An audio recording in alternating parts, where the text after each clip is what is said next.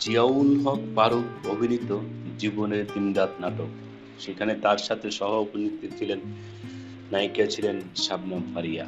এখানে নিলয় আলমগীর থাকে একজন আম সরি অপূর্ব থাকে একজন খামখেয়ালিপনা লোক।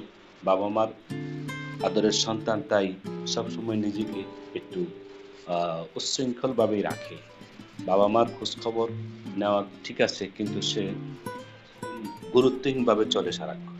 এবং এর সাথে তার প্রেমিক, সেও তার প্রেমিক দিয়ে শবনম ফারিয়া তার মা আছে অসুস্থ, বাবা নেই, সে তার পুরা ফ্যামিলিকে টানে। এই ক্ষেত্রেও প্রেম সম্পর্ক আছে কিন্তু গুরুত্বহীন। কখনো ফোন দিলে ফোন ধরে, কখনো ধরে না। এই নিয়ে তাদের জীবন চলে। এক পর্যায়ে তাদের জীবনে সম্পর্কের মধ্যে ঘাটতি হয়। এই ঘাটতি হয়ে এক বিচ্ছিন্ন হয়ে যায় তাদের জীবন।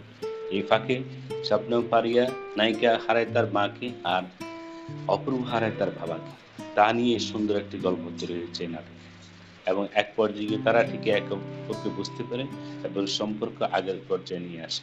নাটকটি দেখবেন, খুবই ভালো লাগবে। ধন্যবাদ সবাইকে।